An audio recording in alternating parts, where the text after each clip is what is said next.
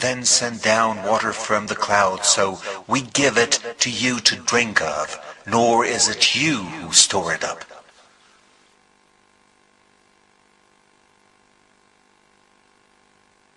So what are the advantages of the wind, and why the Quran so many times mentions the winds? The winds, in fact, are a source of pollination. When we see different plants and they want to be pollinated, the wind is a source or the mediator for that pollination.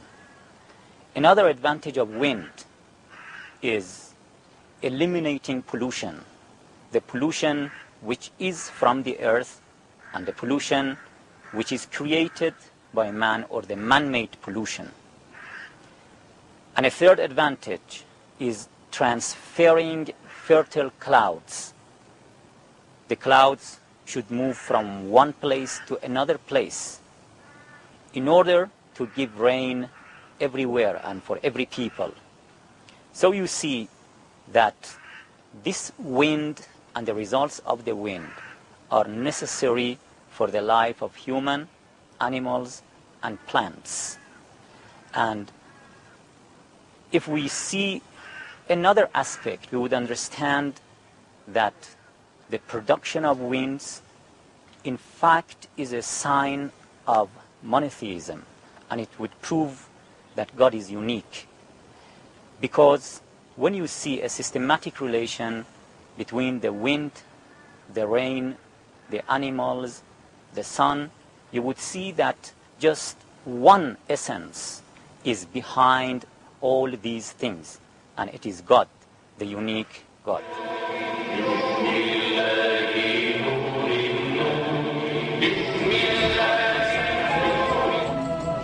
I simply prayed, oh God, if you exist, then just give me a sign. And voila. It was as if,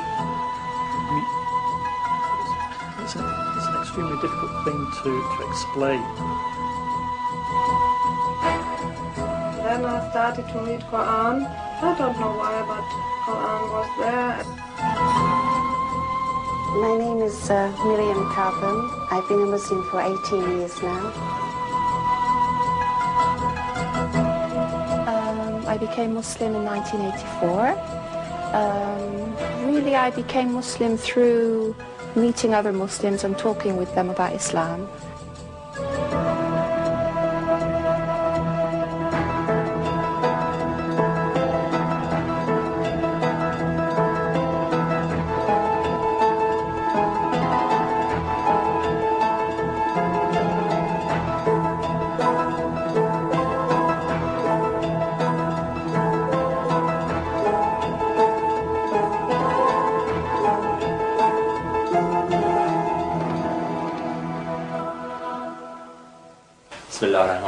Introduce yourself to our viewers and also give us some background to your life in a way. My name is Kemal. I converted to Islam 5 years, coming 6 years. Before I converted to Islam, I was a Roman Catholic. I'm resident in the United Kingdom. I work as an environmental health officer. I'm married to a lady from Turkey. I have a young boy and 2 stepchildren. My brother also is on the verge of, shall we say, accepting Shahada. He is in fact married to a Turkish woman as well. And that's it. Hopefully when I retire from this country, a year or two's time, I should spend some time in Turkey, basically a few months, 3 months, 4 months over there. But that's how I first introduced. I first came into Islam completely by accident. Although I was married to a female, or a woman, my wife from Turkey, her name's Semra, whilst I was with her, she encouraged me to Islam, but it went basically in one ear and out the other. And it was, so I was living in a society. I knew about Islam, I knew it was religion, but I didn't accept it. To me it was the religion of Arabs, and to me at that particular time I didn't like anyone who wasn't English, basically. Until one night I was right in the dumps. I'd been like that for several weeks, if not months. And I decided that I'm working in the office, I'm going to go for a walk. So where I normally go for a walk, just to walk and to peruse and to think of what a rotten life that God, as Allah subhanahu wa ta'ala, has given me, I decided something made me turn left. And that particular night, I shall remember it as long as I live, and I shall remember it as if it was yesterday. It was drizzling with rain. I walked up Lancaster Road, wasn't going anywhere particularly, and then something dragged me to turn left. And I turned left and walked up, most in the crowd, etc. Then suddenly, out of the corner of my eye, I saw this, just under the bridge in Ladbroke Grove, was this little man standing by himself. He had what I would call them an Arab scarf, checkered scarf round his neck, a long jacket, which I hadn't a clue what it was, and a stall. In fact, a couple of stalls down, full of books. So, being curious, I went up there and I looked, and I noticed they were all about Islam.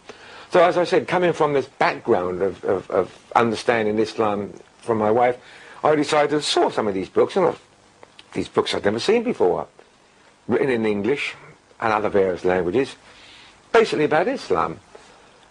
So this guy came up to me and said, Salam alaikum, and I didn't know what he was talking about. And he said, Muslim? I said, no. I said, I'm just looking.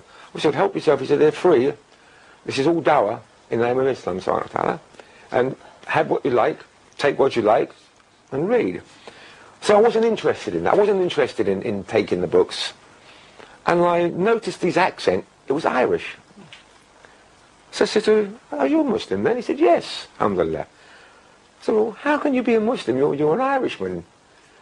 Isn't Muslims only for Arabs and other various Middle Eastern countries? He said, no, Muslims for everybody. So by then my curiosity had really been risen up. I said to him, how did you become a Muslim, or why did you become a Muslim? So he explained to me this story that before he entered Islam, he was an alcoholic, a drug addict, a thoroughly ungentlemanly gentleman. And at the end I said to him, he explained to me how he became a Muslim. I was intrigued and fascinated. And inside my heart here, something started ticking. And I felt something dragging me. And I said, Islam changed your whole life from what you were to what you are now? He said, yes. So I said to him, does it work? He said, if you really want it, it works. I said, would what happened to you happen to me? He said, yes. Without thinking, I said, okay then, take me now, I want to become a Muslim.